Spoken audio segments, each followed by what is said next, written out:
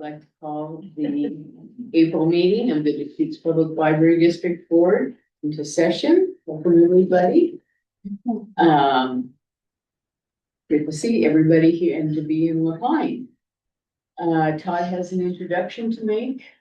Yes, I have an online introduction. David Richard is currently hovering above the Golden Gate Bridge, is our new IT manager. He just started on Monday, and we're very excited to have him on board.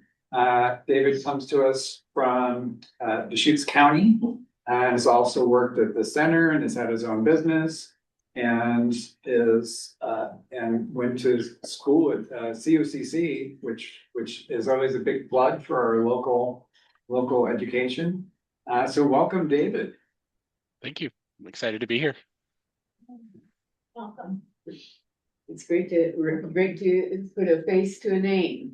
Congratulations on getting the position, and we look forward to hearing more from you in the future.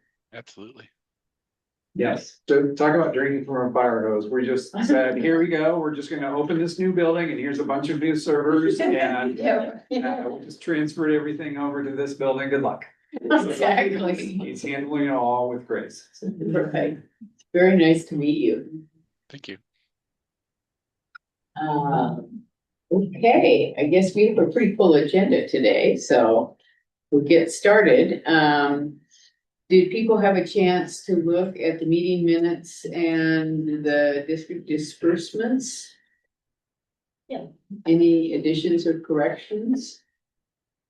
I have one correction on just a minor spelling thing on the minutes, and I'm just passing to you.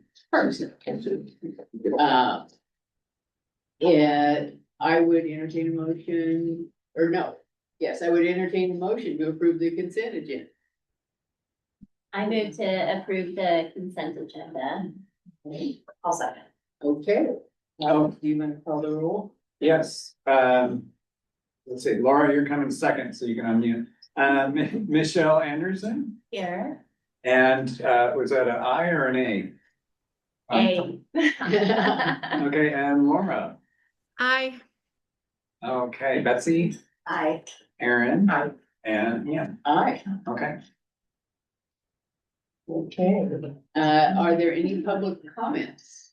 From members of the public that we address the board, either in person or online? Nobody indicated they wanted to online, and I don't. Yeah, let's see anybody, so, okay.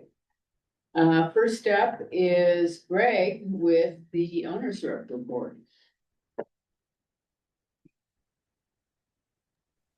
Hello, everybody, and thank you for letting me join you remotely tonight. I'll try and run through this quickly and let you move on. So from a overall standpoint of activity in March, schedule-wise, we are tracking right to our master development schedule, going through in all of the final preparations at the Central Library, where a lot of activity has been going on, and that's progressing well towards our opening that's planned for May 11th. So nothing surprising or new there. On the downtown Bend Library, of course, big activity was closing down the first floor children's area and opening up the lobby service in mid-March, which has occurred and is actually, we are now prepping for the final closure at the end of this week. And the other component with that is, from a schedule standpoint, was Kirby also mobilized in March, got their operation set up, and field offices in the admin building going. Their team moved in, and they actually commenced what's really light demo and prep work, primarily on the second floor of the library, and then also doing some work on creating openings through the window wall on the south end of the building to facilitate ultimately the demolition work and removal of materials and feeding new materials into the building. And so that's really been the primary activity there, but that's been advancing through this past month. We also started and went through auctions, which is a process that we are using to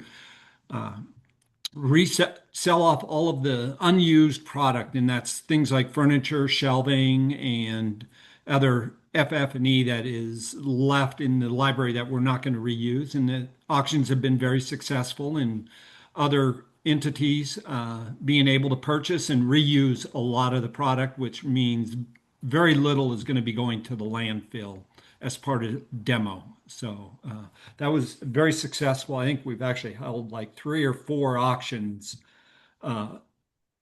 that to break things up into smaller groups as we don't need them and can offer them up. So the other activity that's been going on up in Redmond with the kind of spring coming on here, we had some activities that we wanted to get going, and so those have commenced. Some additional work on the mechanical system is going on this week, actually, and the landscape maintenance company commenced startup of the irrigation system and taking care of the landscaping. And part of their activity will also be to do some planned repair work and replacements of some work that we didn't find acceptable, and basically took over and completing those repairs with the maintenance company.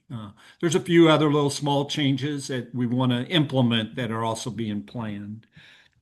At the branches, not a lot of activity. There's been some planning for some sculpture that's going to be going in Sun River, which will happen later this summer. So that's really the main activity from a schedule standpoint. On the budget, as you can see, there was no changes to the overall budget.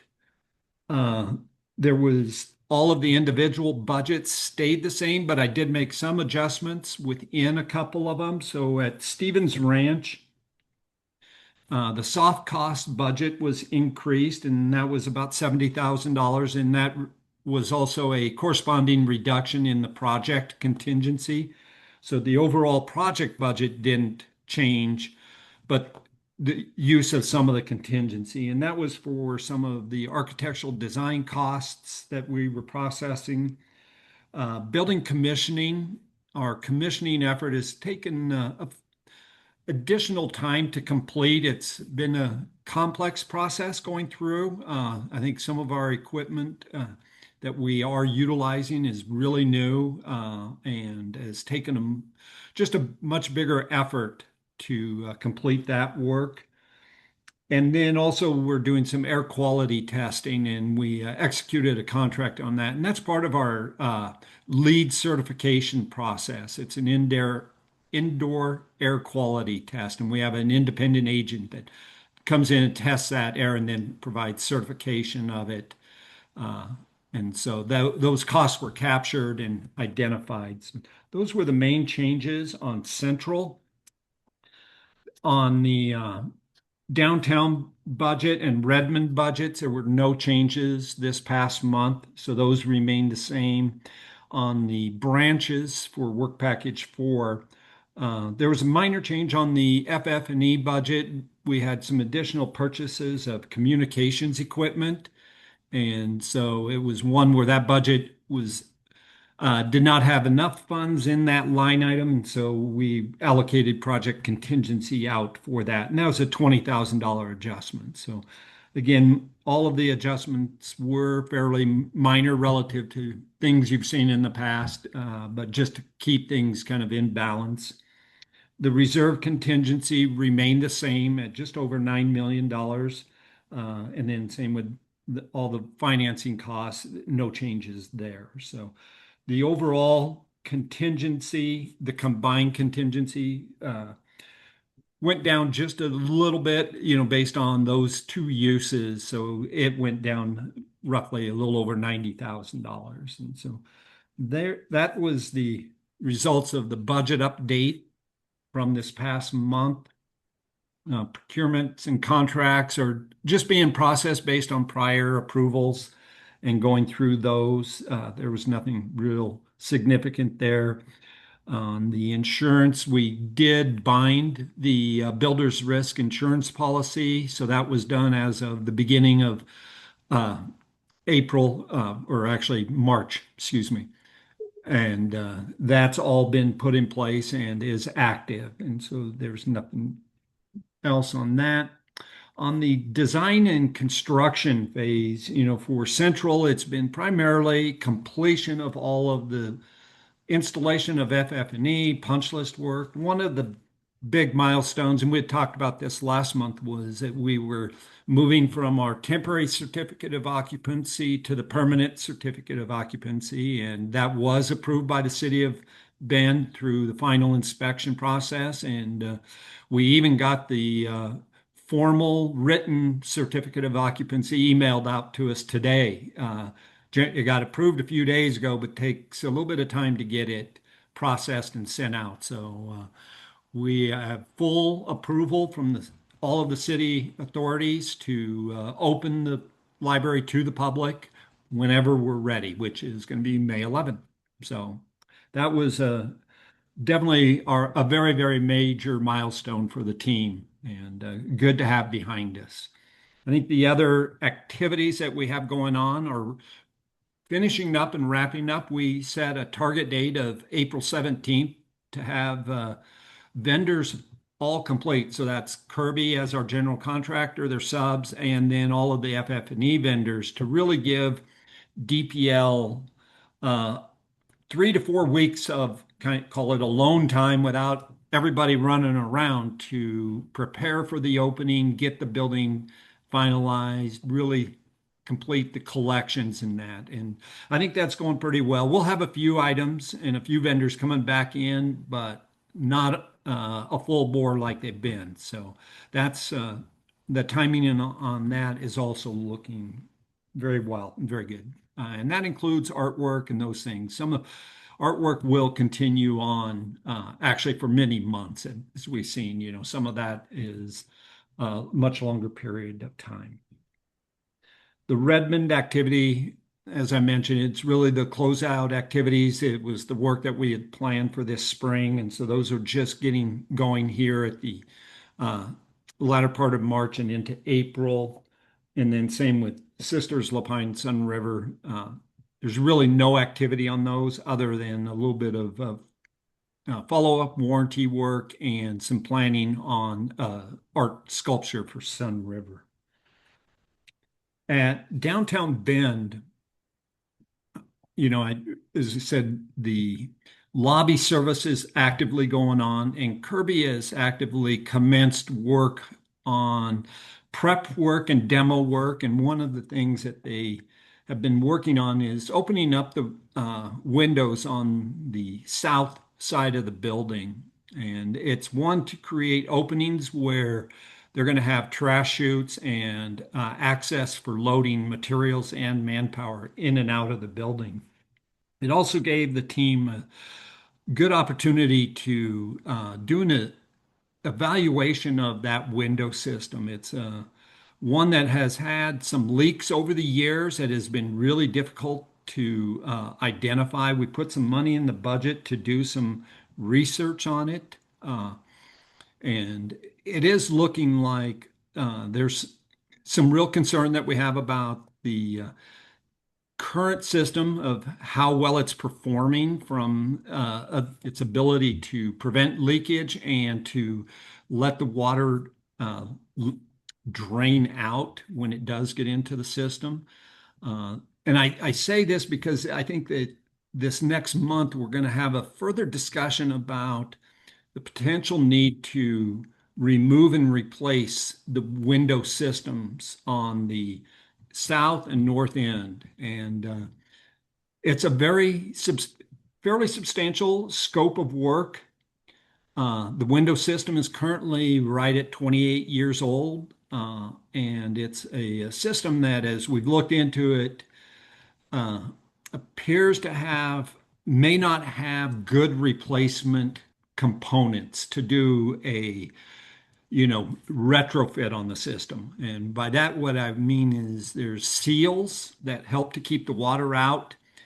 and components on the inside of that we could remove the glass and remove and replace all of those components. Our current investigation is not looking real positive that this system is supported by the manufacturer well, and it may lead us to recommend a replacement. There's no action for you guys tonight, but I did want to alert you to this just because it's something that would like to have a further discussion at the May board meeting with you and talk about what is appearing to be a very likely recommendation for a removal and replacement of the entire system and the costs that would go with that and the use of contingency to cover those costs because they're large components and they do come with a large price tag, well within our overall budget. So it's nothing that would ever break our bank, but it would be a use of those contingency dollars. So, and if you do have questions, we can definitely talk more about that. We're in our halfway through our analysis stage, but I wanted to at least alert you to that thing. That's really kind of the main components of the monthly update. Wanted to see if there are any questions that you guys may have. I have a question about the potential discussion in May about the window system. Will we need to make a decision at that time, or will you present the information and then we'll make a decision in the future? We will probably actually need to make a decision at that time. The option that we're really looking at of removing and replacing this system comes with a schedule, a timeline. And that's going to put some pressure on us to make a decision fairly quickly. But we want to, over the next 3 weeks, we're going through and to complete our analysis, make sure, share that with DPL staff of what is the cost. But probably one of the real critical things is what is the schedule impact? Because we are really trying not to push out opening any more than we have to get the library back open. But I think to really set the library up to be that building to be really functional for the next 30 to 50 plus years, this is a component that we've got to address. Once we opened up and could see inside by literally pulling off glass and metal, we're seeing things that we don't like. Just materials that are wearing out and not performing well. So that's what's going to put some pressure on that. We're going to have that discussion and make the decision that night.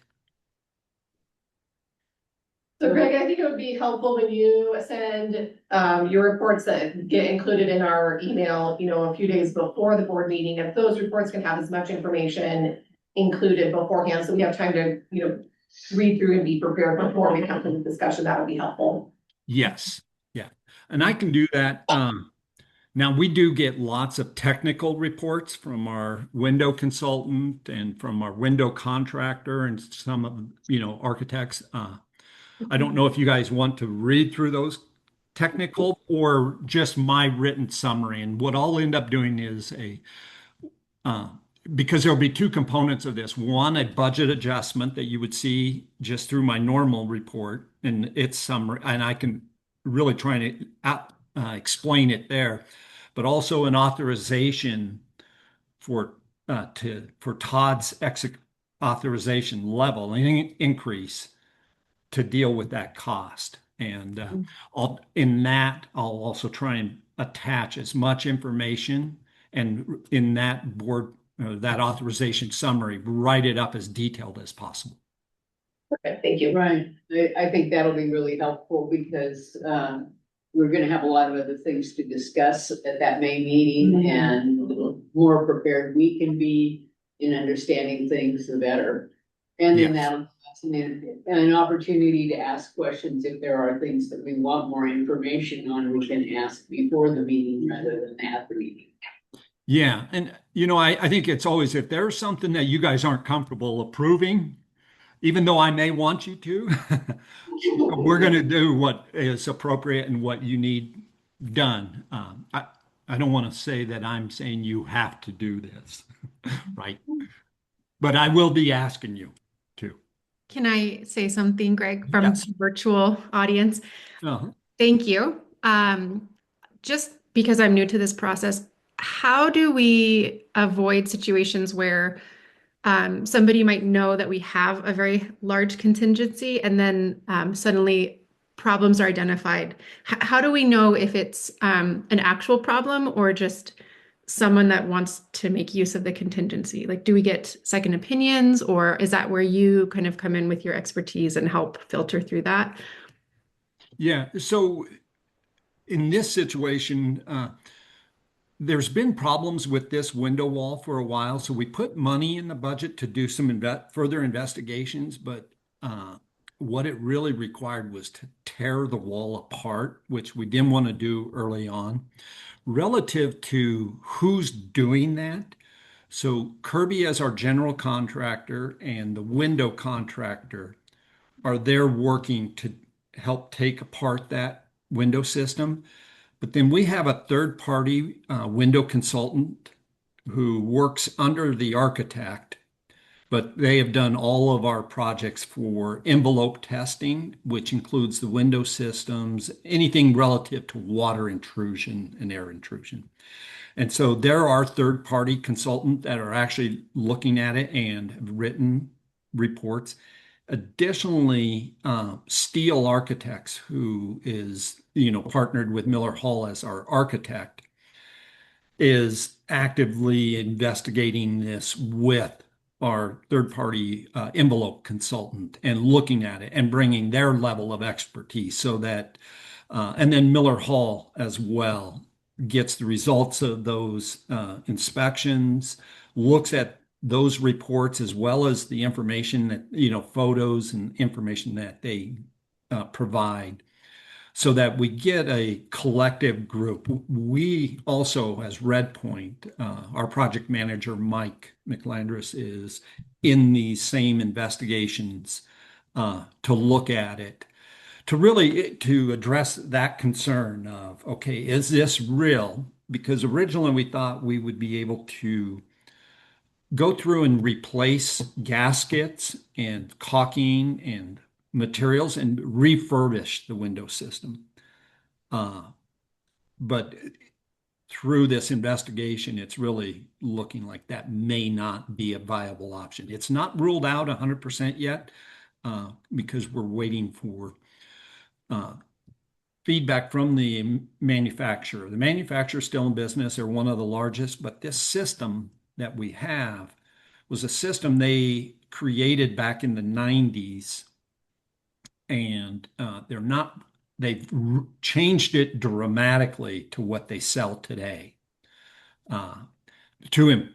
for an improvement basis. And we're not sure that will supply the parts we need. So, but does that answer your question relative? Because it's a very viable question about how I we appreciate get our money. the information. Yes, Yeah. thank you.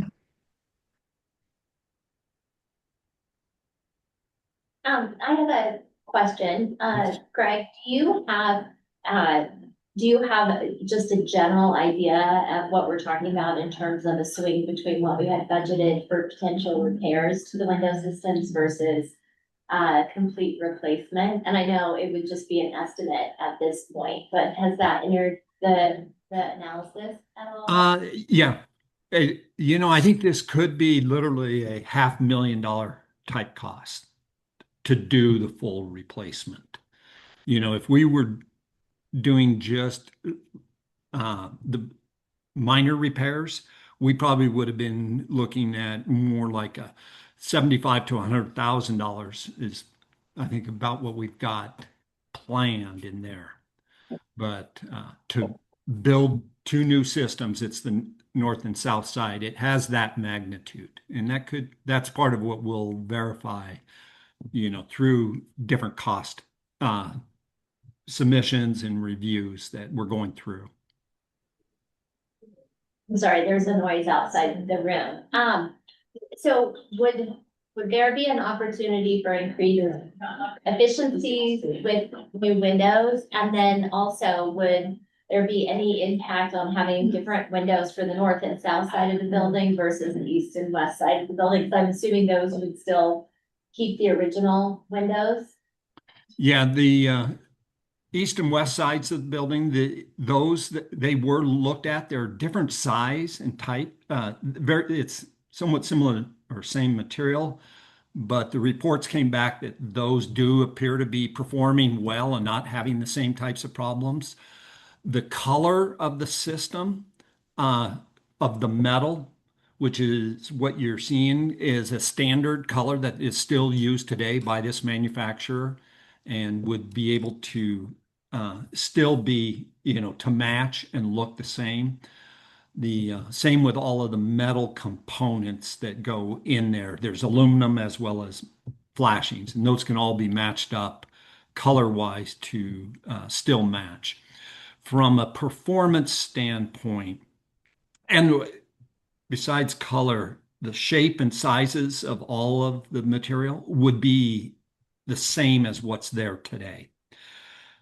From a performance standpoint, there is a fair amount of glass that we've identified that it'll be upgraded to current standards that are sold, which is a higher performing glass. And it's what we've used on like Redmond and Central, where we have brand new buildings with new systems. And so it is a higher performing glass on just the amount of intrusion, air intrusion, water intrusion, but also UV and how well it performs on a efficiency basis of heat gain and heat loss. So there is a benefit of that.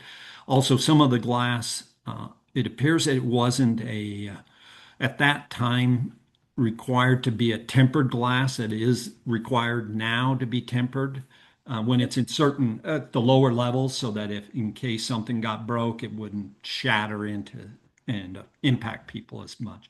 So those would be upgrades that would come with doing this simply to because we can do them, and that's what is really on the market.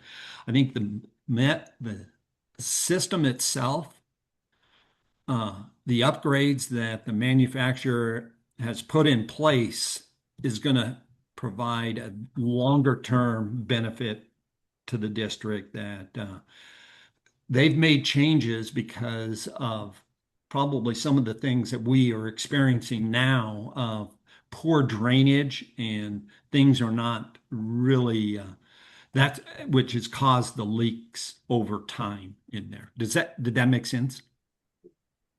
It does. I'm curious. Usually my thought is when you see places of a structure get kind of weathering quicker than you might anticipate them weathering, it is south and west facing. And so it's interesting that it's south and north facing. And then I guess my next question is, what was your expected life of those windows? And so what's your expected life of the windows that might be not replaced too, Yeah. Some of this I'd probably want to get a little more information from our Okay. consultant. As they looked at it, they said, that the system itself that was originally installed is at 28 years. It's not at the end of its normal lifespan.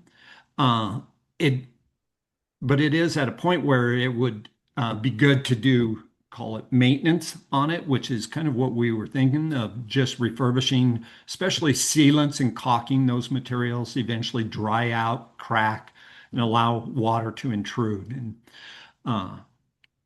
the lifespan going forward with a new system would extend it, I would say, easily 30 to 50 years. And that's somewhat what was probably expected on the original system. The windows that are on the east and west side is really they're long, narrow windows. They're a different style.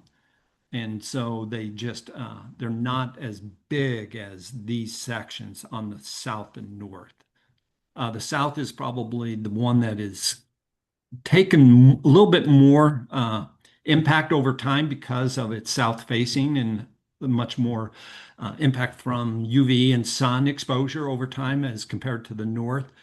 But the way the systems were built, they were both built the same. And we tore apart the south end. We expect, and what I read in the initial reports was that they do expect that the same issues that were uncovered when they took it apart exist on the north. And we will ultimately be opening it up to verify. Thank you. Uh-huh. I guess, like, ultimately, what I'm trying to get at is, like, looking at all the windows too. That's kind of what I'm trying to get at, is do we just need to look at all, like, because our expected life expectancy, like, I just did a quick Google search and it said 20 to 30 years. So I was like, oh, these windows have had a good life already. And so, and from a budgetary standpoint, if we have the capacity to do that, that's just kind of where my mind is going and why I'm asking these questions of you, Greg. Yeah. So if that could be addressed, you don't have to address it right now tonight, but if that could be addressed in your next meeting too, just have given some consideration so we can make a big picture decision. I think that might be really helpful. Yeah, and one of the things is that in the building, the clear story windows, which are up at the top, we actually had already decided, and in our plan is removing and replacing all of those windows, the window frames and the glass, because they have had as well problems with leaking and stuff. And so that's already in our plan. We are removing and replacing all of the storefront entrance glass at the main entry, both the outside and the vestibule. So all of that glass and the auto doors is already part of our project to remove and replace, because those were areas that were identified as definitely needing to be replaced. So we've captured them. I'll just reconfirm that what we've looked at on the balance of the windows on the east and west side. But like I said, the initial report from our window consultant was that they do appear to be a really good functional system. And what we have is it's called a curtain wall system, and it's kind of a hybrid curtain wall system that Conair, who's the manufacturer, put out. And so it is from a commercial level, often you'll see that may end up being a longer anticipated lifespan. Because when you think about like high-rise buildings that are all glass curtain walls, they are designed, and some of those, when they're on a full building like that, they're, of course, a higher level of a system, but they're designed to go 75 years or beyond. They need maintenance on them, but when you're designing a building to that magnitude, so it is potentially capable to design a window system that has a very long lifespan. Perfect. Okay. Thank Okay. you. Yeah. Absolutely. Thanks for that information, Greg. I mean, I think this falls into the category of until you start taking things apart, you don't know what's underneath there, just like in all the other renovations that we did on the older buildings. There were surprises Yes. that cropped up, some small, some large. And that's just part of tearing into things. Especially when, this is a different architect. It's been built quite a while ago, even though Kirby built it. It's way past when anybody that was involved in that project is working, I'm sure. Yes. So, yeah. So, I mean, I'm glad that you're taking care and identifying these things that need to be done so that this building will last decades into the future. Exactly. Yeah, and it was just something I wanted to at least give you guys an update. It wasn't in my report because it was literally something we've been discussing in the last 2 weeks, but wanted to at least give you some advance notice, knowing how busy the May meeting is going to be and the magnitude of this kind of an issue. So, Right. Well, we appreciate the heads up. You have a shelving request? Yeah, so this one is on the central project.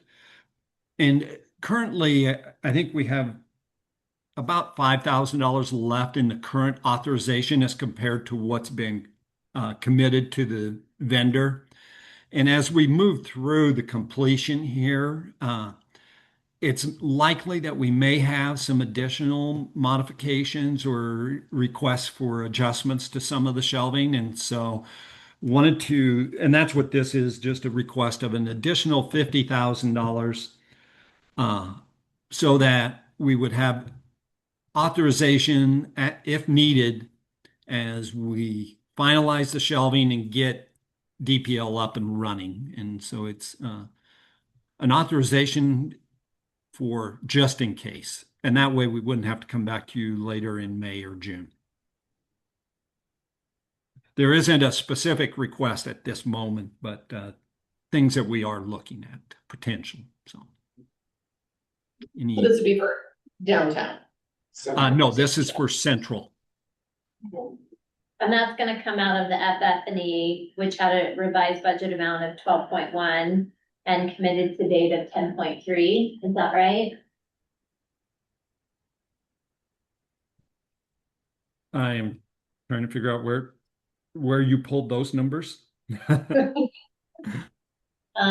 It's from the bond program summary cost sheet. And so this, it breaks it down by each library location for central downtown Redmond, and then lumps together Seven River Sisters, Lafine, and East Bend. And so it's basically showing original budget, revised budget, spent to date, committed to date. Okay, you're looking at the budget report. Okay, just want to make sure I was following what you were looking at there. Sorry. No. Yeah. So the current budget is 12 million or 12.1 million there. And that's all FF&E. So that is furniture, shelving, the RFID equipment, the art. So there's multiple vendors in that budget, but yes, that's where the shelving cost is. The shelving cost and is just over 3.2 or just under 3.2 million currently. And out of that total budget, but that's where it does reside is in the FF&E costs that you identified there. Did that answer your question, Michelle? Yeah. Okay, any other questions? I will entertain a motion. All right, I move to authorize the library director with signing authority up to $3,236,000 for the central library's shelving systems contract and change orders. Will you second? My second. Any further discussion? All those in favor? Aye. And reading that Laura. Yeah, Laura? I All right, motion passes unanimously. Okay, and an adjustment to Miller Hall's contract. Yeah, this is updating. So we've got a couple of change orders that were pricing or processed, change orders 22 and 23, and then some items that we're looking at. A lot of what we have Miller Hall doing, currently are smaller, multiple hourly type work, supporting all of the different ones. And some are closing out some of the older stuff on Redmond. And so as I went through this and it's the third page is a summary, which is what I've attached to them each time, tracking all of their change orders in their contract and also what's being worked on and what I am looking to basically request as far as a budget for future miscellaneous revisions. There's always things that do come up that we do require. And so this is what I've tracked. One of the things that you would see on that spreadsheet there is a negative $72,000 number under the branches. And that is a forecast of some credits coming back from Miller Hall for East Bend Library, where we did not complete all of their work there. And some of that we're going through right now of what is the final amount that we would be credited. And that just has to do with how we were originally packaging to do those projects concurrently as a package. And we broke that piece out and they did the balance. So it did offset some of this, but it is something that I've had conversations with Miller Hall. And it's unusual to see, a large 72,000 credit that hasn't popped up in the past. It's always been ads. And so just wanted to point that out. But this would increase the authorization level there by that by the $54,000 and up to the updated amount. And this just keeps us up current with Miller Hall's activity and contract. Any specific questions? Okay, no questions? I would entertain a motion. I move to authorize the library director with signing authority up to $19,637,251 for Miller Hall's contract and workers. A second. Okay, any further discussion? All those in favor? I, Aye. Motion passes unanimously. Okay, Systems West Engineering. Yeah, so Systems West is our commissioning agent, and so they work for the owner, for the district, to evaluate our MEP systems, mechanical, electrical, plumbing, and it's part of what we do to meet building code requirements, but also to meet just verification that the systems are performing as designed. And it's a very detailed process. As we've gone through it, this is one where the time it's taken, and it's a very time-driven activity for the consultant of how many hours are they on site, and they estimated it based on what was built into the schedule. In reality, it has taken longer to get through the process, identify the issues, and make all of the corrections and get them complete. It's work with what they're doing is testing and verifying what all of the subcontractors and the general contractor has done and how that system is performing. And so this is really around a lot of like the mechanical system is a very large component of this, as well as our lighting system, our PV system, all of those. And the actual hours and time it has taken has literally been about 2 to 3 months longer than what was anticipated to get through the whole process. I wouldn't say that. I think the systems that we have at Central are very complex. They're functioning and running, but going through this commissioning process really helped to identify anything that was not performing at the way we needed it to or the way we expected it to, and verified that everything was corrected. And so at this point, this is an adjustment to increase that authorization and their contract up on the Central project. Part of this I had in my budget. I had anticipated some of this. I had to bump it up. I think I had a little over 40,000 planned. And that was one of those budget adjustments that I talked about on Central in the soft costs where the commissioning costs were higher. And we pulled some of the contingency dollars. Questions about that? Any questions? Okay. Will your motion? I move to authorize the library director with signing authority up to $825,000 for Systems West Engineers Commissioning Services. Have a second? Okay, further discussion? All those in favor? Aye. Aye. Motion passes unanimously. Okay, All righty. I think that's Thank you. everything for me. I am going to sign off early tonight. I have a function I have to go with my wife to. So, You get to go to. yes. All right. Well, it was good to see you, and I will see you in person in May.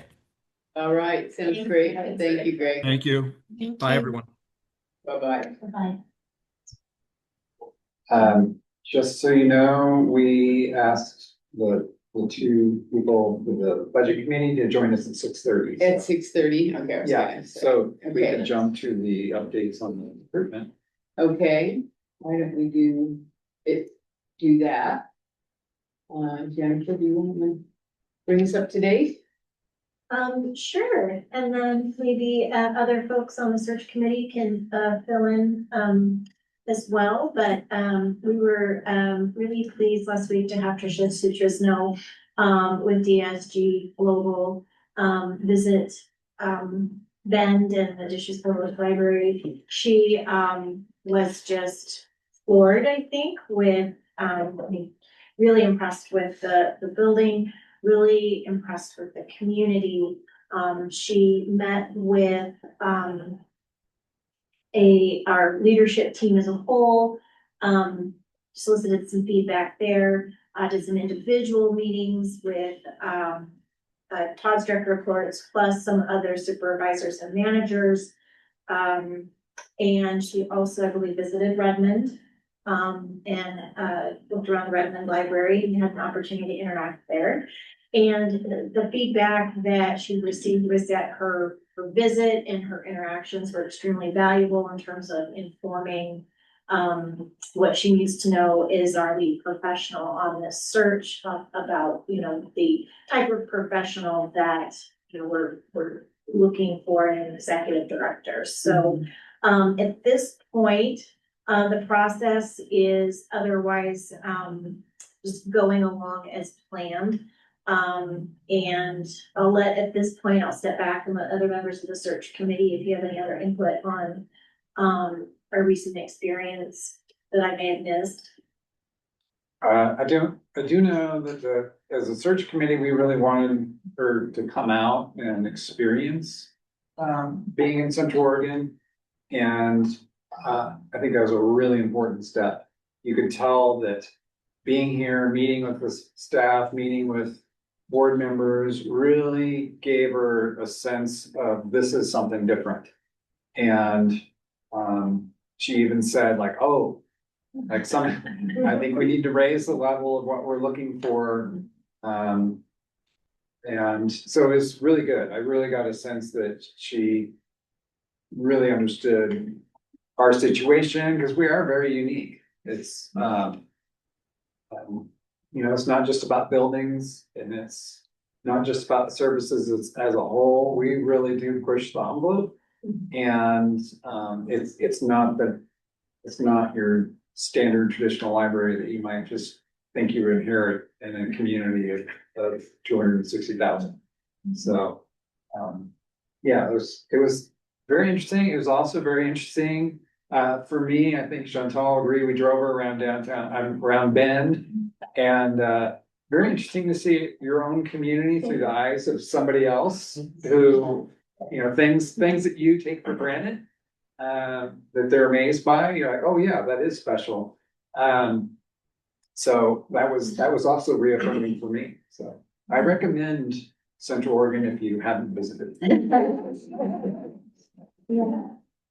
I agree with everything Todd said. I think we surprised her. I think when she really saw like the central library and how kind of complex Central Oregon is in terms of poverty versus immense wealth and the growth. She was just taken back by how much growth is occurring. Every road we turn down, she's like, oh my gosh, more homes, more homes, more homes. So she saw that we're a community in action and lots of movement. And so she just shared with me, I think We need someone very sophisticated with a lot of really strong experience, and so I think it kind of upped our game, I would say. Yeah.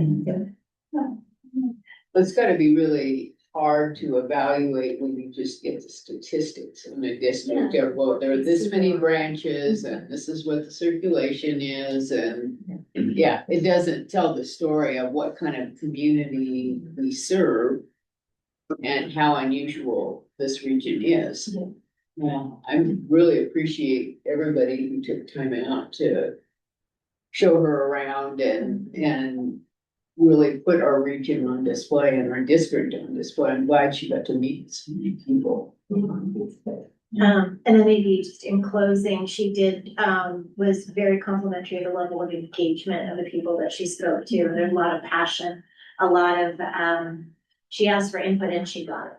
So mission accomplished there. And now we kind of have this go forward process where she will update the search committee during our regular meetings in terms of where everything is at, and we'll reach out if she needs help or has questions. But thus far, it seems to be going as planned.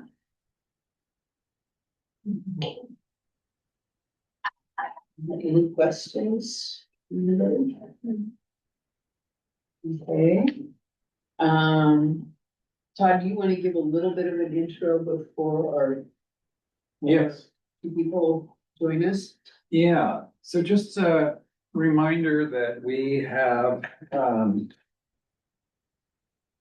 budget committee, we have 5 citizens on the budget committee that the board appoints. We currently have 2 openings, and then Erica Scatbold is on the COCC board, who has her budget hearing the exact same time as ours. Yeah. And this is her last year, so I did check in with her. She does feel that based on that conflict, which will happen every year, she was ready to step off and allow us to fill in with another person. So the convenient thing for you is we have 3 openings in that case. 2 are people that have just applied and that we'll be talking to, and 1 is returning, is Dan Quick, who has really, you probably all experience, has offered a lot of value to this budget committee. He has some really good questions. He works in finance for the city of Bend. And so today we have Anna Levitt and Eric Nelson who have applied. And the goal here for you is just to kind of get a sense of from these people that you would like to appoint to this board. I don't have a specific set of questions for you. You've had a chance to see their applications. And we've invited them to come here. Are they gonna be asked any questions, or do they know what they're? No, I mean, we don't have, we have the questions that we asked on the application, and this was more kind of a meet and greet of just seeing their faces, seeing how they present themselves, hearing a little bit about themselves. So we don't have specific questions. It's just a case of wanting to get to know them a little bit. And these are the only 2 applications that we have received for the 2 openings Yes. that we have. Correct. And when is, are we closed applications? Yes. Yes. We, they were posted for about 4 weeks. And then remind me again, kind of the breakdown geographically of existing budget committee members. Yes, we have, Lynn Keith from Lapine, Ashley Carson from Redmond, Dan Quigg is from Bend, and so the 2 others, so that's what we have. Yeah. So we have Redmond, Lapine, and Bend right now.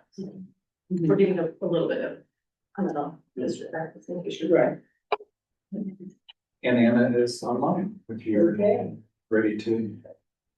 All right, well, we can start with Anna. Welcome, Anna. Thank you. Yeah, we appreciate you making time, and we just before we make appointments, we like to see people's faces and get to know a little bit about them. And so I was wondering if you could just tell us verbally why you were interested in joining the budget committee and what you feel you bring to it. Sure. Yeah, well, thank you all for your time. I'm just a longtime library lover. I worked, I don't know if you how much you read or what I wrote, but I worked with some of the first grants around public access computing in the late 90s through the Gates Foundation. And that drove me to library school. And so I was in the library world for about 10 years. And I think of myself now, I'm a finance director, but I think of myself more as a numbers librarian. So I'm honored to be part of the library community, and I've been around some different industries, but always, as a parent, as a community member, always support libraries. And I also, in addition to loving libraries, love budgets. And so I just happen to every now and then I always randomly have looked up if you guys were asking for community members to be involved in the budget, on the committee. And I just happened last month, it was like the day it was posted, I saw it. So I think it's my love of libraries and my love of budgeting. I think I bring a good learning perspective. I am a collaborator by nature. I love talking things through. I love looking at things from different angles. And I love this library system. So I would love to be a part of it. Okay, thank you. Do any of you have questions for Anna? No? And how long have you lived in Central Oregon? I've been here, it will be 7 years next month. Okay. So yes, Okay. sort of still a newbie, but long enough to know this was a weird winter weather-wise. Yeah. And long enough to be excited for the new building, but sad about the central branches. I'm sure everyone is. So I know that's a hard thing going on, I'm sure, across the library community. I know everyone, so.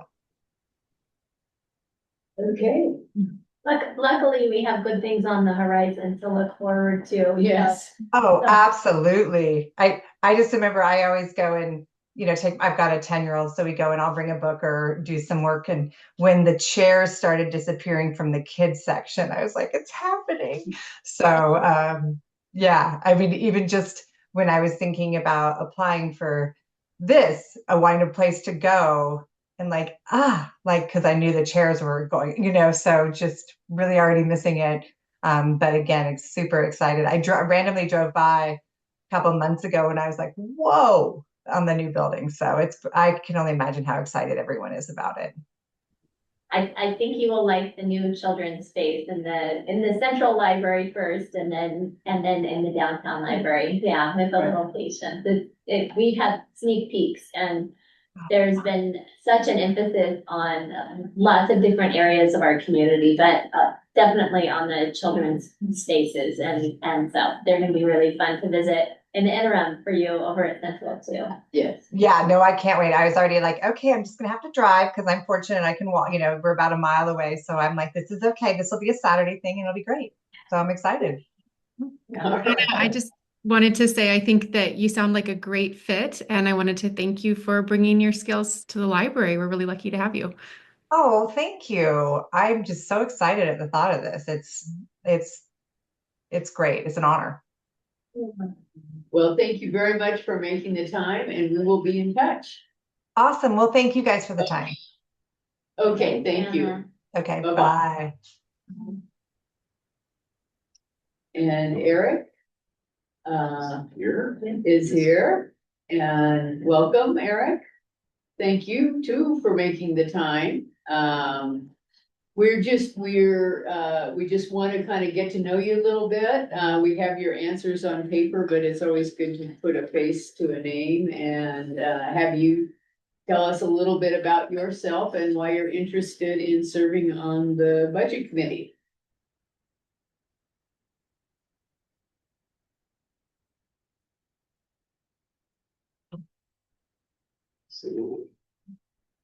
Let's see, and you are on, can you hear us, Eric? Can you hear me? Yeah, there we go. Okay. And, oh, there you go. Uh, My microphone just keeps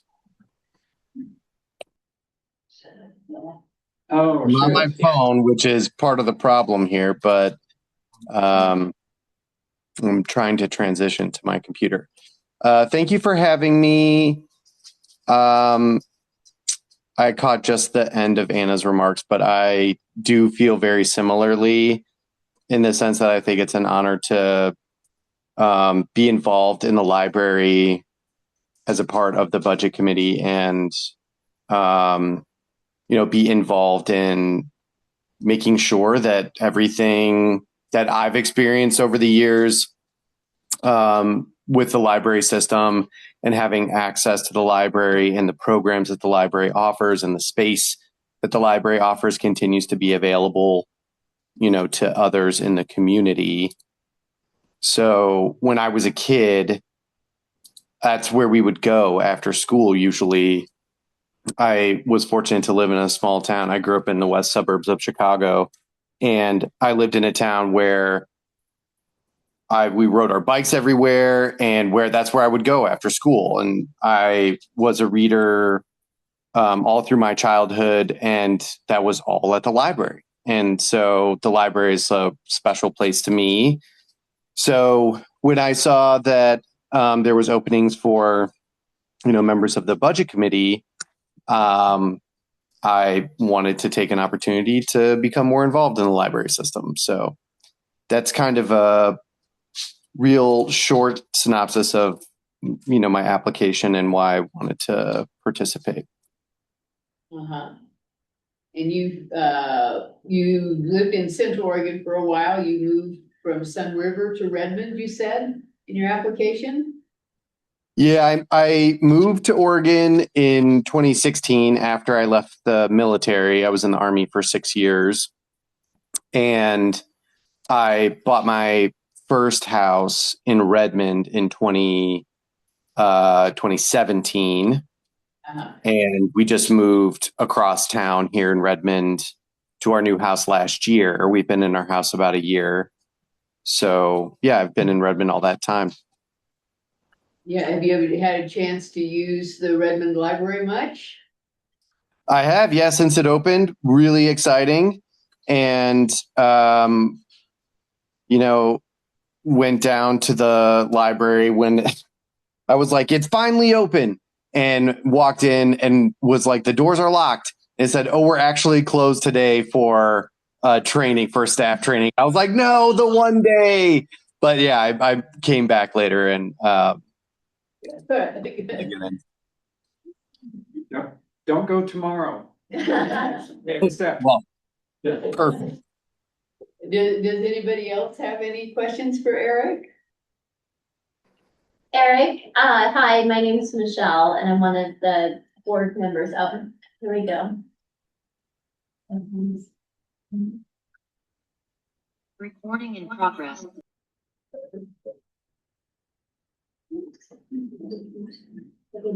There we go. I was able to make a transition to my laptop. That finally worked. Okay, good. Perfect. Eric, hi, my name is Michelle Anderson. I'm one of the district board members. And thank you for offering to serve on our budget committee. I love hearing your connection with the library growing up. I think I can echo some of the things that you shared. I'm curious what your experience is with working with budgets. It looks like you have a lot of work experience with nonprofits and in that general sector. And so just wanted to check in on budgets in particular too. Yeah, so my professional experience has been most recently all in housing and homelessness. I was a program manager for a nonprofit, which was a homeless service program serving veteran families. And in that role, There was a primary grant, but during COVID, there was several overlapping grants. So in to planning for budget spend down and managing that across overlapping calendars, there was also, audits being a part of that, the audit process for both certifications and for compliance with the VA and HUD. My role after that was as a housing specialist with COIC, and in that role was managing not just a budget for like myself and our team that was supporting that work, but also reviewing all of the budgets and proposals for grantees that were applying for funds. And then in my current role at OHCS is very budget conscious because we're dealing with the state, and though that's a entirely different animal, but is entirely tied to how folks create their budgets, do their spend downs, recapturing funds, redistributing funds. That's less my direct role at OHCS, but it's very much a part of my work. So it's hard at this point to describe all of my budget and financial experience professionally, but it's just very wide ranging, and money is unfortunately the thing that kind of drives everything. So prudent planning and responsible stewardship of funds, I think, is pretty paramount. That's what interests me about this opportunity, is because I kind of see the budget committee and, being very conscious and aware of what's going on in the funding world when it comes to programming and other things, is really what will secure a future where folks can continue to use library services. So yeah, I hope that answers your question. If there's a specific aspect of my experience that you'd like to hear more about, I can go into detail. No, that was great. It sounds like you're very familiar with working with developing and executing budgets. So yeah, I appreciate that, and that lens and perspective on the budget committee sounds like a great fit. Thank you. Yeah. Okay. Any other questions? Do you have any questions for us? Not right now. Okay, I'm sure more will arise, but thanks very much for making the time to speak with us today and for showing interest in the budget committee. So we will be in touch. Yeah. Thank you. All right. Thank you.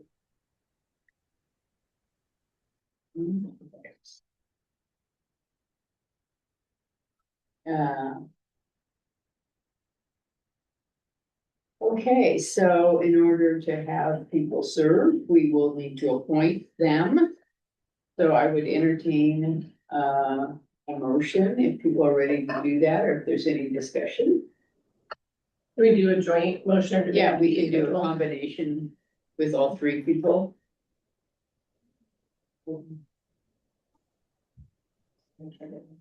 I can read them up. It's Dan Quick, Anna Noel, and Eric Nelson. And I love it, I think. Oh, is it? Sorry. Yes, I was Yeah. reading her. Email. So one more time. Dan Quick, Anna Anna Levitt, Levitt. And Eric Nelson. Can I ask a question just real quick? Do we normally get a surplus of applicants for budget committee openings, or? It varies. I Okay. mean, we have, we did last year, but not the year before. right. I mean, some years we have a lot of people apply, and then some years, it's just the minimum that we need. So Okay. it just is. Some years I'm beating down doors to try to get appointments. Right, Yeah. right. So Door it's, to door, yeah. yeah, They seem like they both have nice familiarity with the process, and if we only have two, it seems Like, we've got two really great options. I appreciate that. They're willing to do it. Yeah. Right. Okay. I move to appoint Dan Quick, Anna Levitt, and Eric Nelson to the Deschutes Public Library Board Budget Committee for a 3-year term ending June 30th, 2028. Oh, thank you. Yeah. I'm just saying for paying attention. Yeah, exactly. Do I hear a second? I'll second. This is a retro. Okay, all those in favor? Aye. Okay, motion passes unanimously. Okay, next up is Robert, with future library funding. Just an annual presentation.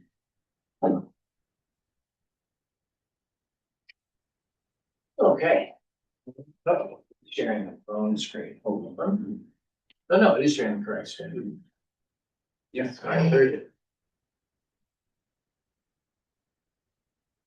All right, so this is my fourth time presenting this in April to the board. It's timed like this so that we've got a rough idea of where we think the budget is going to land. We're still doing fine tuning and tweaking, but it gives us an opportunity to give the board members that longer term perspective that they can then carry into the budget committee in May when they get the finalized numbers.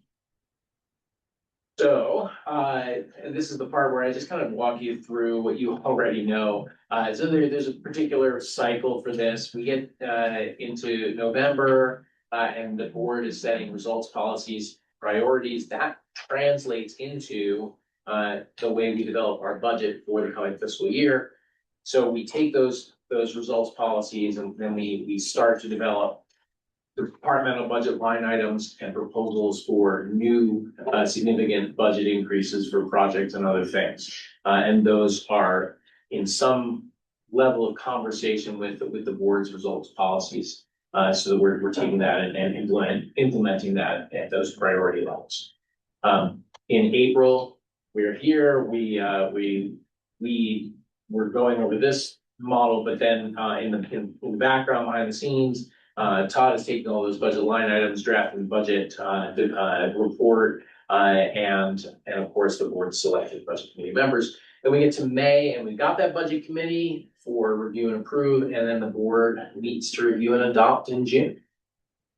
So this is just a general reminder of the statutory requirements around this, whose roles dictate like who does what. It's all spelled out in the ORS. For the budget committee, their role is to review the budget, ask questions about what's been presented, provide comments, and ultimately approve the budget for board adoption. Then the board members, the library board members, their role is to review, amend, and adopt the budget, and then ultimately pass an appropriation in June and declare the ad valorem tax rate. So it's essentially continuing the district's tax rate and plus for the next few years to also implement the tax rate for the bond measure. And then the other requirement that's called out by statute, obviously at all public meetings, public comment is required.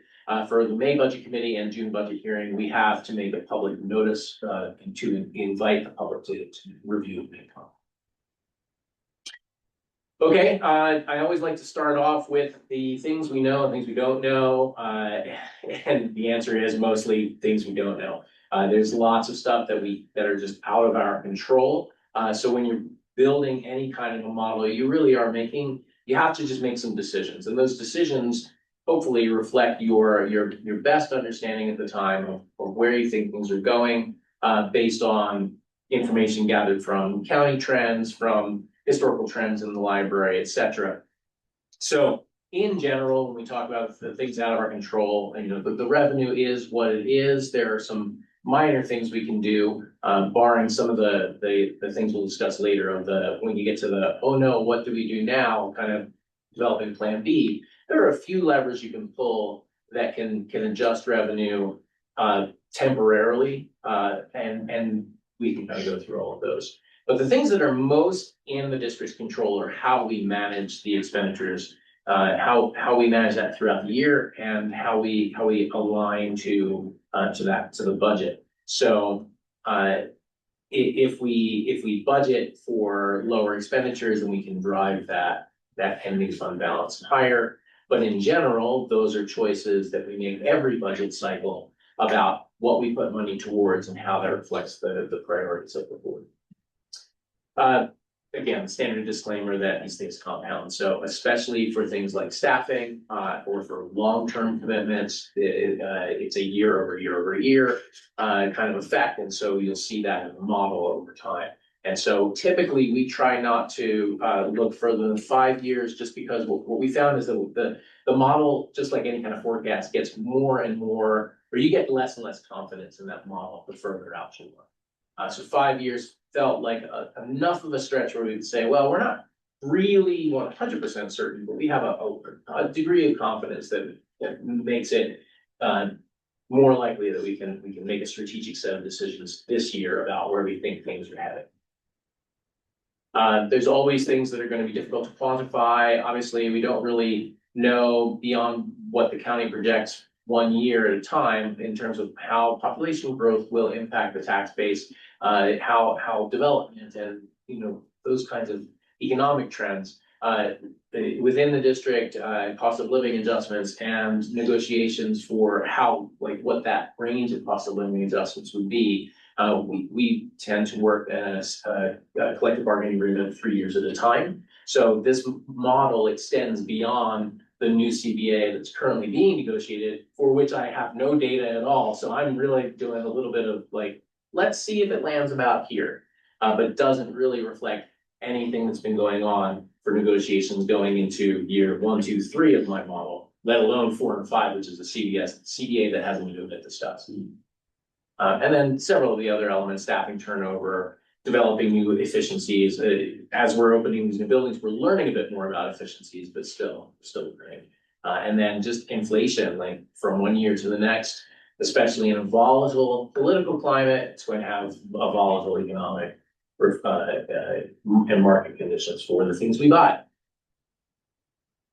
All right, that was an odd way to do that. I'm so sorry about these animations bother me. Okay, jumping through that.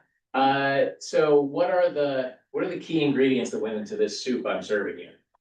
So we've got revenue, so the top line of inflow. This is based on this year's county projections. Last year when we talked to the county, they were quite a bit more pessimistic, and the model reflected that. So we had it more at 4.5%. Not only for this year, but they seem to have really adjusted back from that pessimism that there were certain things going on. And I suppose we'd have to talk directly to the county and figure out well, why do things look rosier this year versus last? But for this model, purposes of this model, it assumes 5% annual growth. Some years more, some years less, but on average about that. And that does kind of bear out again to our 10 at this point, 15-year historicals, even through ups and downs, economic cycles. It averages out to about 5%. And so if you're looking at a 5-year model, that kind of moves in. In terms of growth in service, and that would be staffing mainly. So we're looking at in the upcoming fiscal year, we're planning for about 7% growth of full-time equivalent. So overall count of staffing to reflect the reopening of downtown Bend. Again, you'll see that reflected in the budget, and that number may change between now and when Todd presents that budget, because we're still kind of fine tuning quite a bit of the staffing numbers in particular.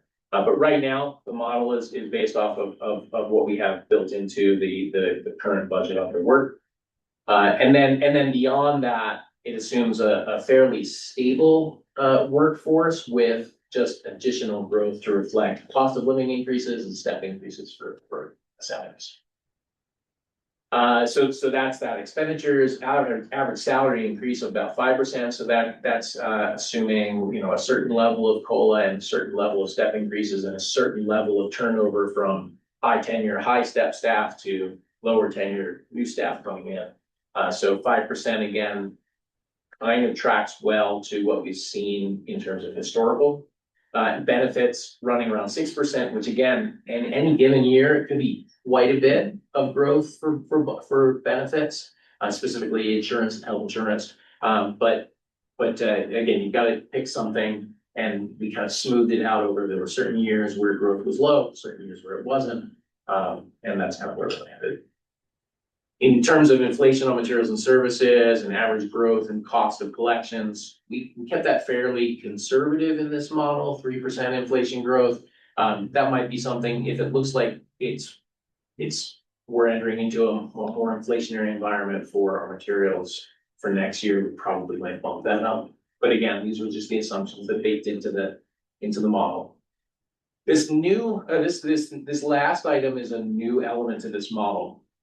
And you will recall in years past when I developed the model, it was based off of an anticipation of budget amounts, budgeted expenditures year over year over year. But historically, that's not the way that the district manages its finances. And this is true for really any special district. There's a structural incentive within the organization to underspend your appropriation, because exceeding your appropriation requires a bunch of administrative steps. So everyone has a very strong incentive to manage their budgets, which means we all we're not aiming for the bullseye, we're aiming below the bullseye. And then we're dropping even further, because in actual practice, you find this or that clever way to cut costs. We're all very cost conscious. So what does that mean? That means historically, we've underspent our budget by about 13% each year. And I bake that into this model. So this model is going to reflect actual expenditures year over year, or rather anticipated actuals, right? We're projecting what we think we'll actually spend versus what we think we'll budget. There's a bit of black magic to that, but it also, to me, is a bit more of a realistic reflection of how we actually do. And the best case example of this I can give you is 4 years ago when I first presented the model, it said that we would run out of money in FY 26-27. Because that was the 5-year. And the 5-year has always had us looked at it like that. But of course, we never spent 100% of what was budgeted. We spent 5%, 82%. And so each year we ended up with more of a balance forward than we thought we would have. We then proceeded to spend less than 100% of the budget the following year, and so on and so on. And so here I am 4 years later saying the budget we're looking at next year starts with $19 million in balance in the balance forward, and then continues on from there. So let's take a look at that model in just a second. But I really wanted to stop on this particular point to see if I have any questions or comments about that approach. I think I really need to see it. Okay. Okay, so before we look at the actual projection, so a couple other things just to think about and you'll see a lot of this reflected in the upcoming budget report. So the upcoming fiscal year budget supports DPL strategic goals.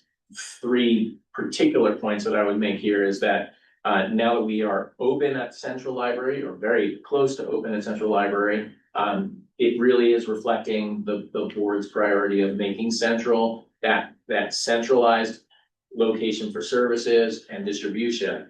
And so the budget kind of reflects that in terms of the way that we've allocated staff and materials and other things. It shows increased collections with the additional new shelf capacity. There's expanded services, programs, events in the new and remodeled buildings. And then if we look at it compared to the current year budget, we see, just like I mentioned, an increase in staff levels to reflect the reopening of downtown Bend, an increase in materials and services to reflect a full year of operation at Central Library.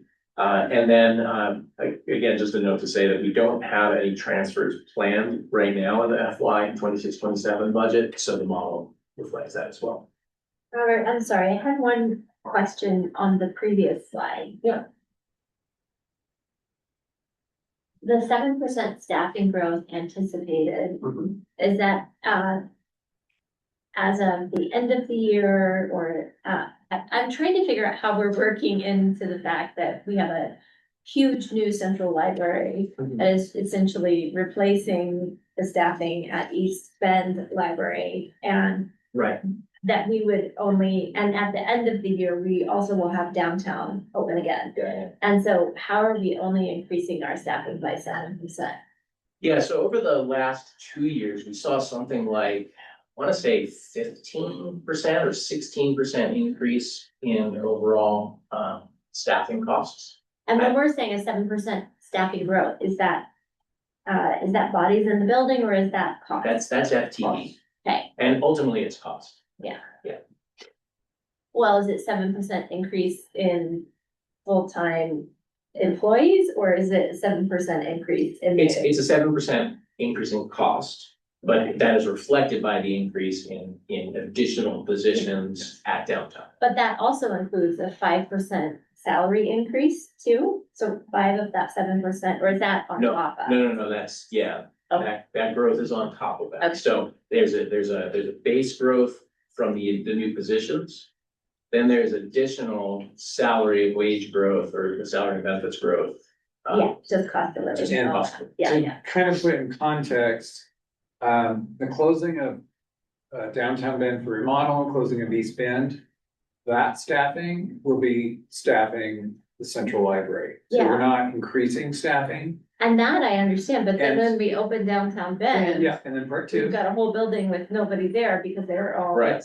So part two Uh-huh. is, you'll see when I do my budget, are factored in hiring the staff for downtown Bend.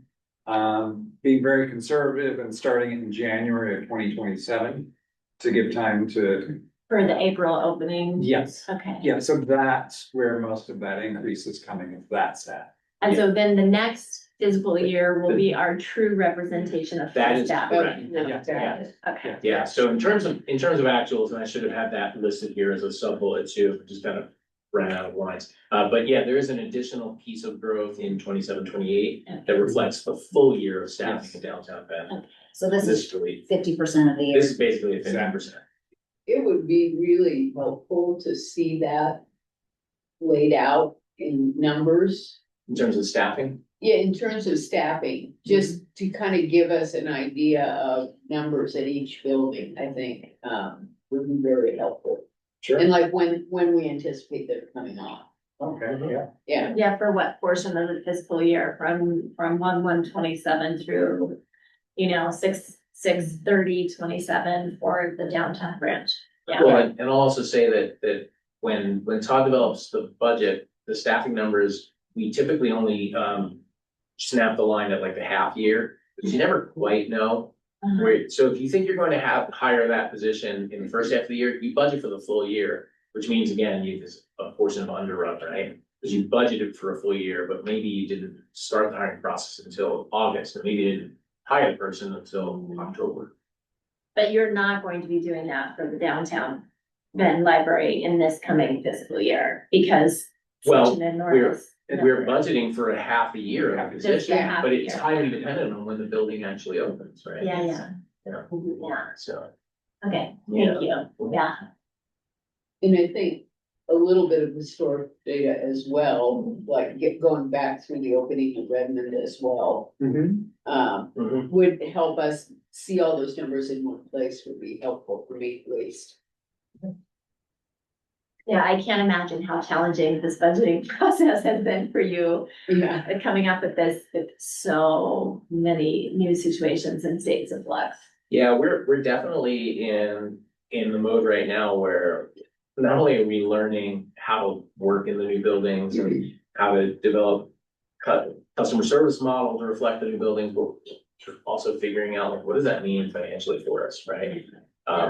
Things like how we staff the makerspace and that whole model, like we're still figuring that out. And so I can't say with certainty like how much is that going to cost in terms of material staffing. I think we have an idea. We have a better idea now than we did a year ago. I'll tell you that. Thank you, Redmond. Yeah. Yeah. Yeah, Okay, so some other things just to kind of, again, set us up for the graph. So a reminder that the board policy is that the fund balance shall not dip below a minimum of 17% of annual operating expenditures, basically 2 months worth of expenditures. So that's kind of our red line on the next graph. That's our baseline. Anything below that and it's like full stop, like we got to figure it out yesterday. Really, my going in position for the last few years has been, we got to figure it out closer to about 50% of operating expenditures, because that gives us a little bit of time to adjust course without it being drastic, without it impacting customers or staff, or the community, in a way that they're really going to feel an abruptness if we reach that 17%. So again, still built into the budget trend is a planned reduction of ending fund balance over the next few years, reflective of this growth in staff and service and collections. And then once we learn a little bit more about where things are going, we're into a more stable period, we'll understand what that really means in terms of like, what's our real trajectory to spending down that extra fund balance, or have the expenditures caught up with us. And then just as always, there's always these additional risks that are out there that could just throw the whole model into a tailspin, and this is why it's good that we manage our budgets a year at a time. But things like recession, a sharp drawdown on new construction, reduction in assessed property values, all those things are going to translate into lower property tax assessments than 5% growth year over year. And that top line has a significant impact over the whole trend, obviously. And then inflationary conditions, again, have a compounding effect. Same thing with just increased demand. We just don't know how much additional growth and services we may need to ramp up in order to meet new needs or just to meet increased need from the growth of the community. Okay, so now we get to the actual graph. So I always like to show a decent amount of historical, actual revenues and expenditures. So again, the blue bar is our inflows, all of our revenues, including the balance forward from the ending fund balance of the previous year.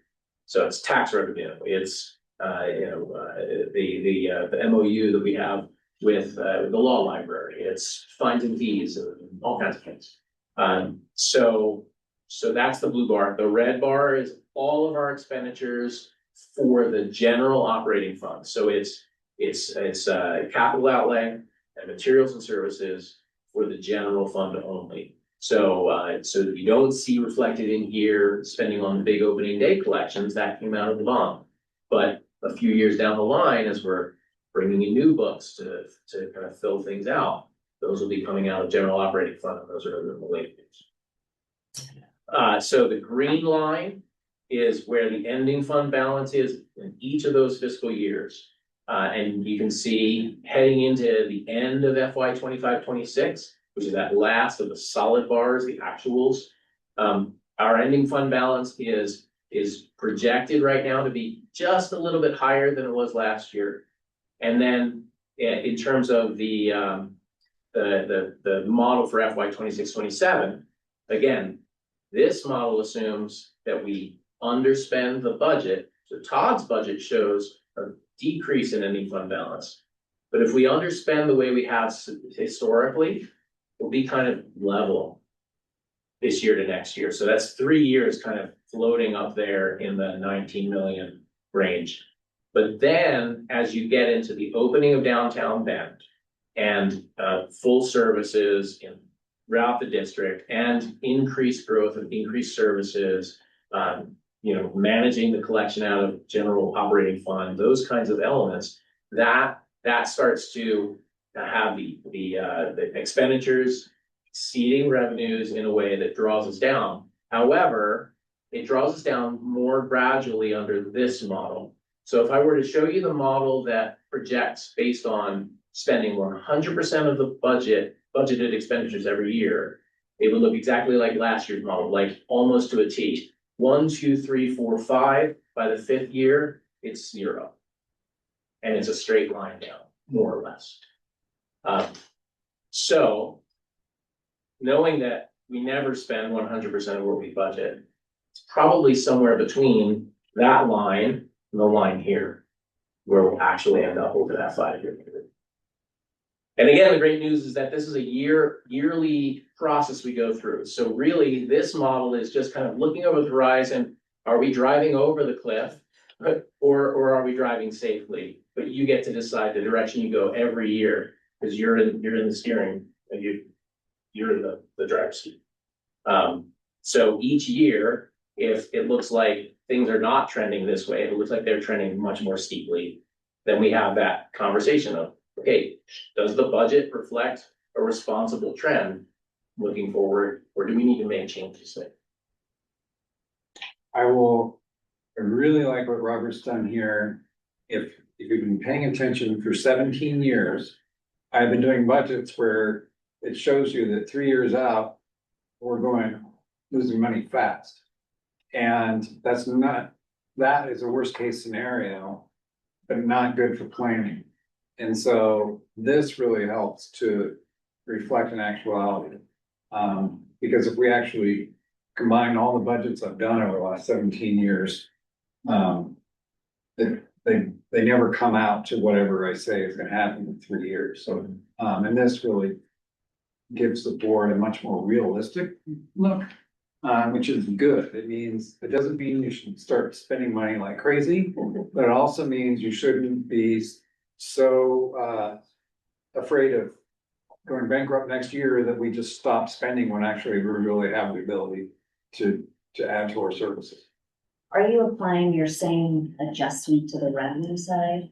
So I thought about that, and the historicals on the revenue are that we actually under count where we think revenue will land. So is this the budgeted revenue? This is the budgeted Not the revenue. actual. That's correct, yeah. And usually This revenue model would comes be in. far too optimistic for my taste. If- My taste too. Yeah, if I did that with the revenue side, because you're also kind of double counting it, because if you're optimistic about underspending expenditures, it feeds into a higher ending fund balance, which then feeds into next year's revenue. And then you're saying, oh, well, I actually undercount that every year, so it's even more, so it kind of compounds in a bad way. What happened during the recession to our revenues? In like 08, 09? Okay, so that's a fantastic question. And that's where I when I first developed the model, I went all the way back to basically, I think it was 07 or 08. And the interesting thing about this, and Todd can tell you this firsthand, is it first of all was delayed by what, 2 years? Yeah. 2 years after, like it was 2010 was the year of negative property tax growth. But even then, a 5-year average of the property tax growth was 5%, if you can believe that, because the years prior to the crash was an incredible jump in assessed values that kind of smoothed it out. But then if you started counting at like 2010, where it was negative, the 5-year window had recovered enough that again, it averaged to 5% again. It was the wildest thing, because like you think about, that is pretty much worst case scenario for property tax assessments. Every recession is different. That recession in particular was like nightmare scenario for property values. And so like for me to see that kind of trend, it gave me a lot more confidence to say, we're probably okay with a model assuming 5 years, or I'm sorry, 5% over that 5-year period. And then knowing that, you know, the county on any given year might expect it to be higher or lower than that, but over time, it's just gonna be relatively smooth. But in knowing that, with Oregon law, property values, the assessor can increase everybody's property value by 3%. So you almost start with that, unless you had the 2008 situation. So the variable is gonna be. Well, and then the uncollected taxes, increased quite a bit during that time period too. But I mean, it all evened out. Yes. I mean, over Eventually. time, it's like, Yeah. we don't get hit in a year and have it be just that year. It even tends to smooth out. And the other thing that we saw, at least in that historical example, I think it's possible it was true in '01 as well, because I think we looked that far back. Because there's that delay in a downturn for property tax assessments, you already know you're in a bad recession, and this board and the director are going to be talking about that during budget planning in 2009 to go into 2010 saying, oh man, it's coming. We've Yeah. got to figure out what's our budget to manage through that and weather the storm. So it's not like it hits you next day. It hits you at such a delay that you really can plan Yeah. strategically. And it's still gonna hurt, but it's not going to be disastrous. Yeah. Yeah. And just going through this exercise it's valuable just from the standpoint of that it makes us pause and think about all these variables. Yeah. That are impacting how much money we have and how much money we're gonna have. So that we can keep an eye on all these factors. Because any one of them can make a huge difference. And the small variations, as you say, tend to get magnified the further out we go. And so it's like, I don't view this as an exact science, but it's still a valuable exercise to be thinking about what impacts conditions are gonna have. Yeah. So my parting shot on this is that if things go according to this model, then sometime in the fiscal year 30-31, as we're planning for budget year 31-32, we're probably also having a conversation about, okay, so what are our other revenue options? We would be something like 5 years past the last of the renovation projects. We would have established a nice track record of service to the community in the new buildings, proven stewardship of the bond fund dollars. That might be a time where we say, okay, we've got time, we've got a year or two to see if we go out for a levy in 31 and see if we can get it. And if we don't, then we've got another year to try again. But again, those are decisions we don't have to make today. They're decisions we make 5 years from now. Well, if and only if the model kind of goes in this way. Now, if the model does trend more sharply, then we're having that conversation sooner.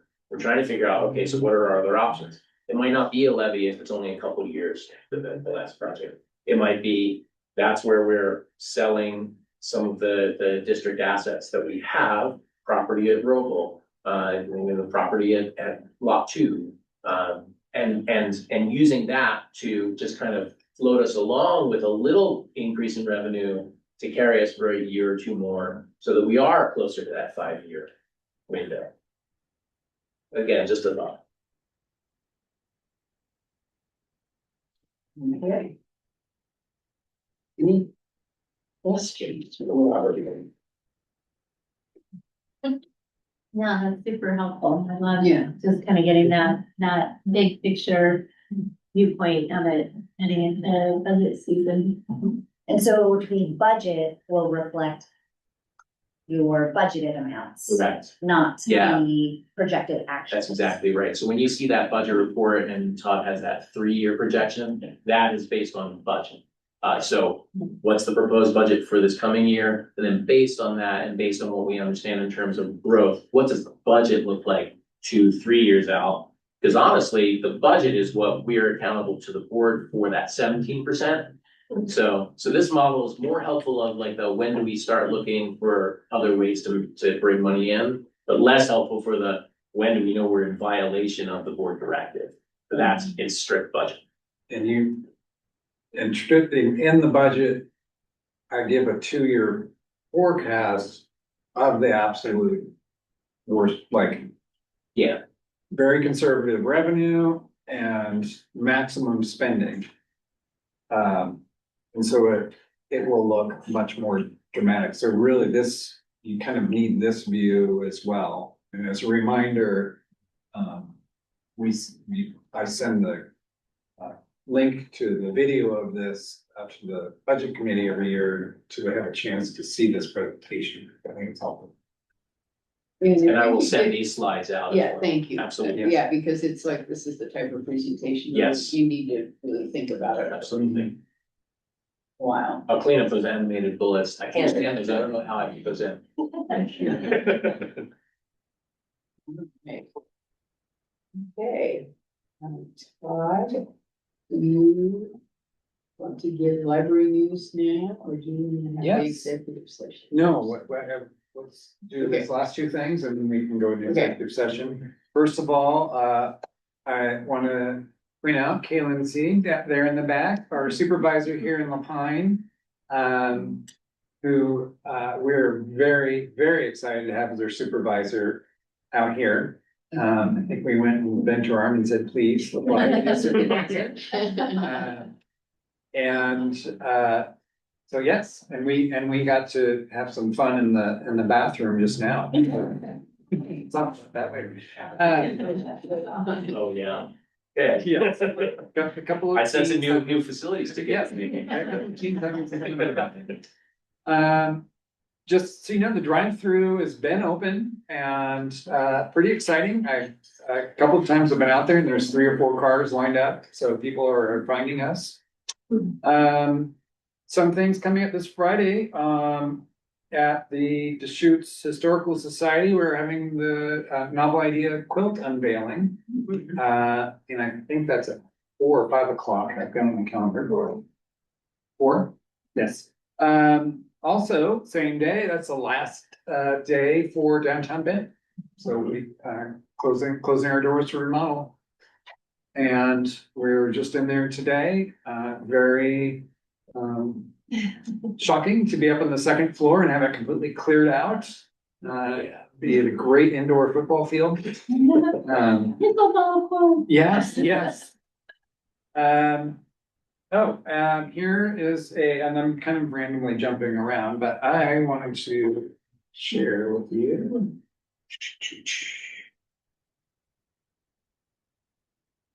Oh, and here we go.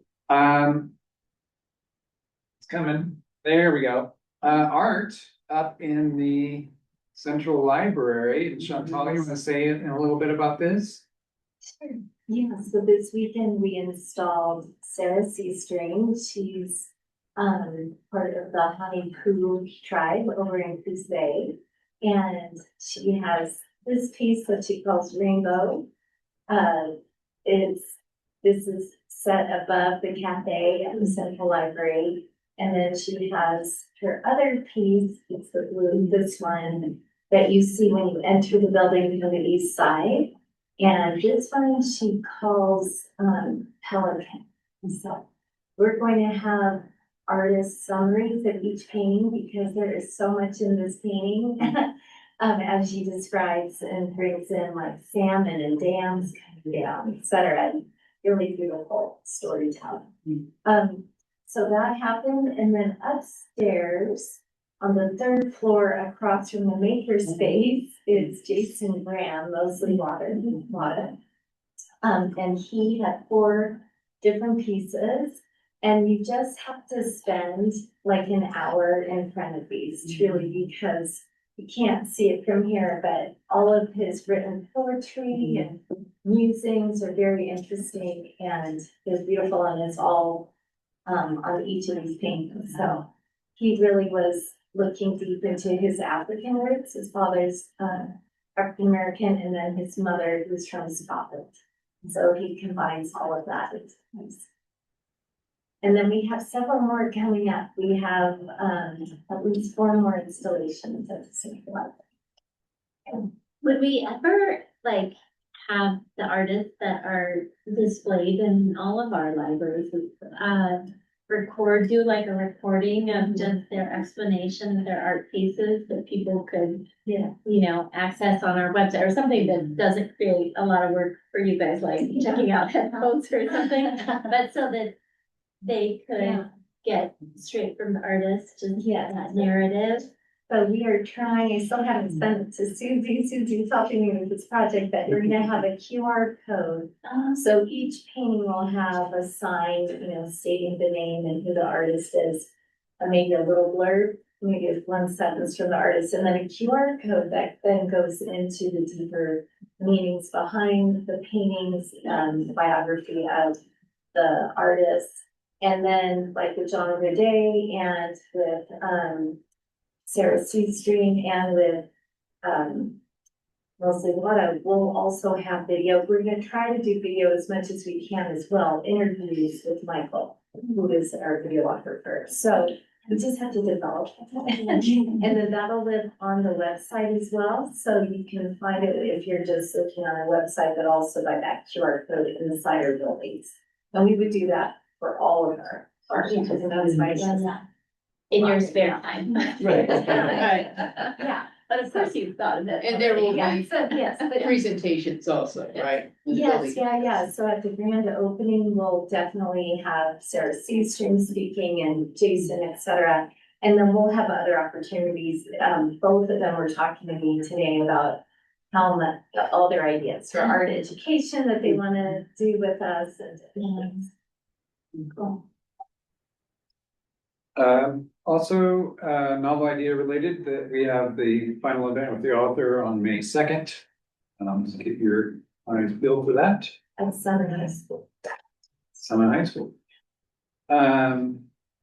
On April 26th, we have our staff celebration at the Central Library, and you're all invited to that. I'm very thankful for the foundation for helping to fund that. So that's very exciting. And that week, we're also holding an open house for Latino community. Really giving them a chance to come in and see the building, have tours in Spanish. Just a chance to get in that building without having to compete with everybody else to get the space and get some time. The last thing I wanted to give is, it's not so much an update, but well, it is an update. The last meeting, we discussed the possibility of porta potties on the downtown Bend spot. And so I've been doing a lot of due diligence over the last month. Talked with our attorney about the possibility of doing this. Legally, there is a way we could do this. And she suggested talk to your insurance. Insurance tells us that yes, you could do this, but they raised some significant red flags that that I wanted to share with you, and that is they have much experience with these very situations, and they've had incidences with other special districts where they have had drug overdoses in the porta potties. They have had molestations. They have had fires. And these are all. Yes. And these are all situations, that I really feel like on a spot where we are not there on a regular basis monitoring this, even if we have all of the agreements in the world that say it's not our liability, when one of those incidents happens, we will be the one in the middle of a long lawsuit around it. Also a reminder that we're right across the street from the Boys and Girls Club, and I do not, so I'm bringing to you my opinion that I do not feel comfortable or safe recommending that we move forward with this. You may have noticed that after the last discussion we did, come up with information about resources in the community, highlighting the number of public restrooms that are in the area. So I just wanted to bring that to you, unless there is some strong direction from the board to proceed in a different direction, I suggest that we not continue with this. And those are my updates. Yes. Okay. Yeah, leave that for you. I got the final information from the insurance just a few days ago, so I didn't have it all in the agenda. No, I appreciate the update. Yeah. I think that will confirms what we anticipated hearing from the insurance agent. Yes, they came up with much more scary realities than I had even envisioned. so- Anticipated, yeah. Yeah. All right. Foundation years, Michelle? The foundation is, meeting with, a strategy consultant. Trying to look forward to, planning for the foundation and just how we can best support the library system as a whole. So we're doing that, tomorrow. Tomorrow. And so I'm excited for us to just sit around with a little bit of professional guidance too, and kind of take that big picture view as well. And I think we're really happy to be supporting a novel idea, and then also to be supporting the staff celebration. And so a number of people on the foundation board also asked how we could help just with staffing the celebration so that the staff doesn't have to staff the celebration. I mean, we could clean up, we can serve, we can do whatever needs to be done. So we'll just wait for word from how we can best help. Yeah, that's what we have. Okay, that's a lot. Yeah. That's big transition for the foundation as well as. It is, yeah, Libraries, it's yeah. exciting, yeah. Yeah. It's great. Okay. Okay, I think we're going to do our executive session now. And the Deschutes Public Library District will conduct an executive session to conduct deliberations with persons designated by the governing body to carry on labor negotiations as pursuant to ORS 192.6602D. So I will call the meeting. I will adjourn the regular meeting, call the executive session into order, and then we will continue the board meeting after the executive sessions. And for the executive session, I will ask Lynn, Chantal, Jennifer, Susie, and our attorney Neil Taylor will be joining us. For everybody else online, we'll be either putting you in a waiting room. I'll just let you know this is actually the last item on the agenda, and we will be adjourning after this. So. Okay. Yeah. I'll give them a few minutes to session and call the regular meeting back into order. So we need to change the board. No, she, I'm well, still we'll do that, we'll do that in a minute. Oh, all right. Cut it out later. Yeah, sorry. So you can Yeah, just, end the meeting. okay, well, we have good of the order. Ready to Sorry. move. Quickly. It's another marathon now. So Lauren, you wanna go first so that I don't forget you? I have to relieve my sister in the next few minutes, so I will leave after this. I did want to say I had a great visit at the local sisters library. I went in recently to study how they have their nonfiction books organized for the kids.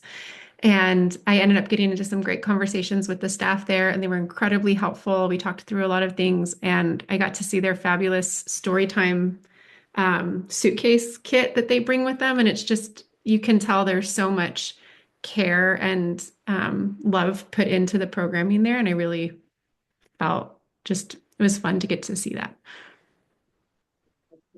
Thank you. Thank you. Great report. Michelle?